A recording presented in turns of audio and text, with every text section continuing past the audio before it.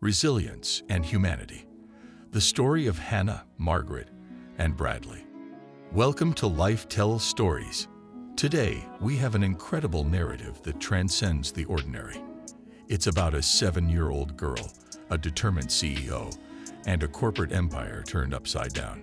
The journey we're about to take you on is one of resilience, compassion, and the stark choices that determine who we are as a society. Have you ever wondered how a single, seemingly small act of resilience can bring an entire corporate empire to its knees? How the courage of a child can challenge the very foundation of greed and corruption? If you're curious, keep watching, because this story will remind you of the power of humanity. Don't forget to hit that subscribe button and like this video to support our channel. We bring you stories that matter, and your support helps us continue our mission of sharing impactful narratives. It all started on a late, quiet evening on the 40th floor of Summit Enterprises. The fluorescent lights were flickering, and the atmosphere was one of typical corporate isolation.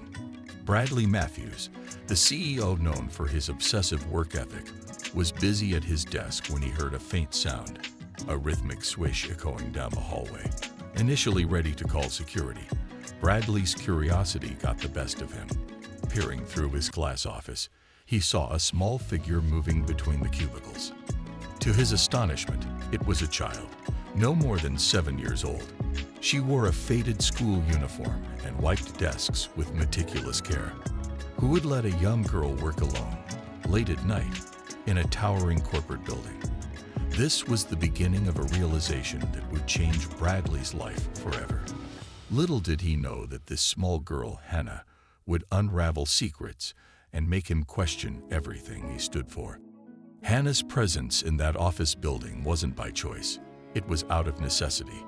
Her mother, Margaret, was a former cleaning supervisor at Summit Enterprises.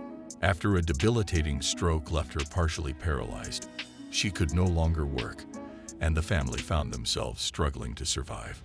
Margaret had dedicated decades to this company, raising Hannah as a single mom after her husband's death, while juggling 2 jobs to make ends meet. Now, her daughter had taken over her role, becoming the provider and protector. Hannah's young shoulders carried an adult's burden, cleaning offices late at night while the city slept below. Margaret never imagined their lives would take such a desperate turn, but Hannah took on this responsibility without hesitation, driven by love for her mother. Bradley Matthews wasn't a heartless man, but he had lost sight of what truly mattered.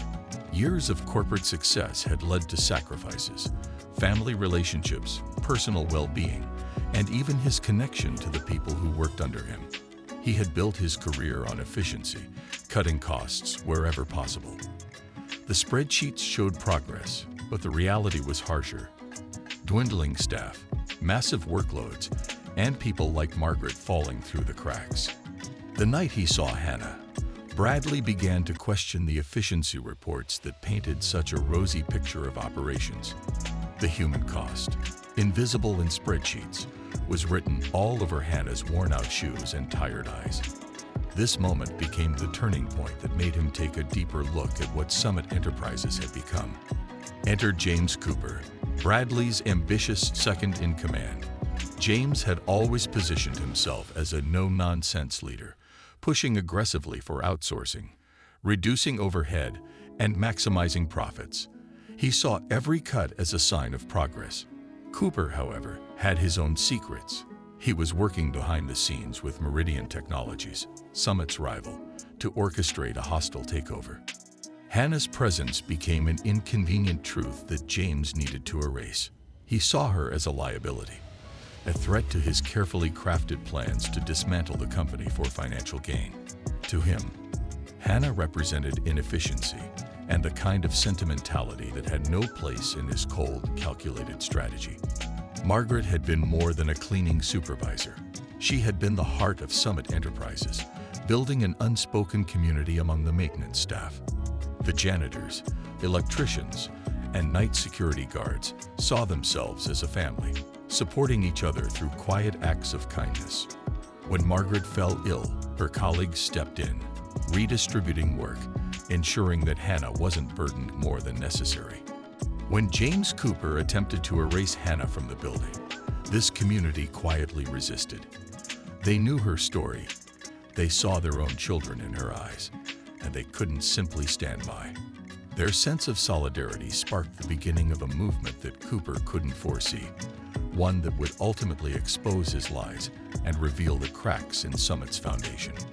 Bradley Matthews had always prided himself on being a decisive leader, but for the first time, he felt paralyzed. Faced with a young girl silently working to keep her family alive, he realized how disconnected he had become. He dug deeper, asking his assistant, Rebecca, to gather every piece of information on Margaret Miller, Hannah's mother. What he found shocked him. Margaret had been there the night his own father, Thomas Matthews, lost his life in a building fire. She had made sure Bradley received his father's personal effects. She had also worked alongside his father for years to establish a culture of respect within Summit, a culture Bradley had since neglected in favor of profit. Rebecca, Bradley's loyal assistant, had also grown suspicious of James Cooper. She quietly investigated his activities and discovered connections to Meridian Technologies. Cooper had been meeting with representatives from Meridian in secret, leaking Summit's internal weaknesses and pushing for policies that would make Summit ripe for acquisition. Armed with evidence, Bradley faced a difficult decision: continue with the planned cutbacks and save face publicly, or expose the corruption within his own leadership ranks and risk his career. Ultimately, Bradley chose the latter, opting to confront Cooper and halt the outsourcing plan that would leave hundreds of employees in economic ruin. The final confrontation occurred in the lobby of Summit Enterprises, a symbolic battleground between James Cooper's security forces and the regular staff who had gathered to protect Hannah. When Cooper's team tried to forcibly remove Hannah, something incredible happened. Employees from all levels began to rally around her. Maintenance workers, secretaries, even junior executives stepped forward, demanding that the company stop treating its people like disposable assets. They formed a human shield around Hannah, and it became clear that this was more than just a child's fight. It was about defending humanity against a system designed to strip people of their dignity. What would you do in Bradley's shoes? Would you risk everything to stand up for what's right? We'd love to hear your thoughts. Drop a comment below. Your perspective matters, and we want to keep this conversation going. After the powerful standoff in the lobby, Bradley took his fight to the boardroom. The board, mostly unaware of Cooper's double dealings, initially resisted Bradley's push for transparency. They were worried about their stock prices and public image, but Bradley was adamant. He presented the evidence of Cooper's conspiracy with Meridian and detailed how Cooper had jeopardized the company for his own gain. The meeting was intense, with Cooper attempting to deflect and deny his actions.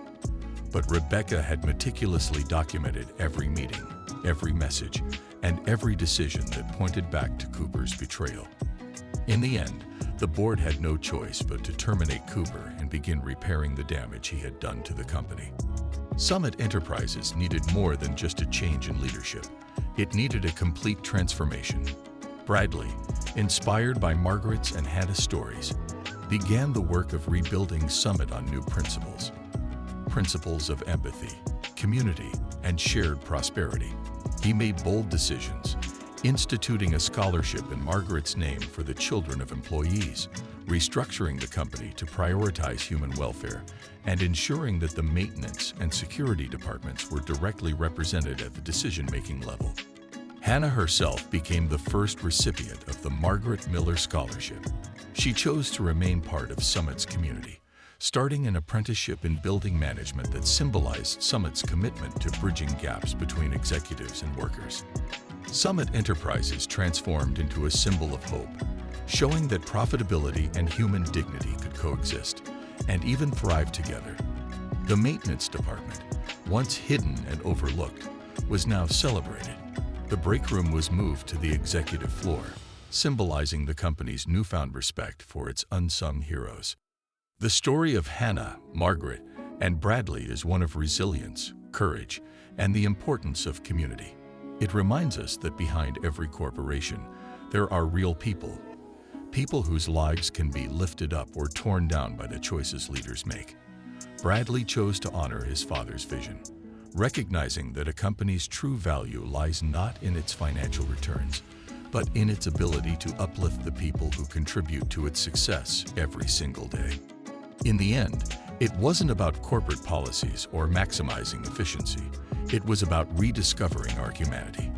It was about realizing that the greatest legacies are not built in boardrooms, but in the small, compassionate actions we take to protect and support one another. If you found value in this story, if it moved you or made you think, please like this video and subscribe to our channel. Here at Life Tells Stories, we are committed to sharing the narratives that matter, the ones that make us reflect, inspire change, and strengthen our shared humanity. Thank you for joining us today.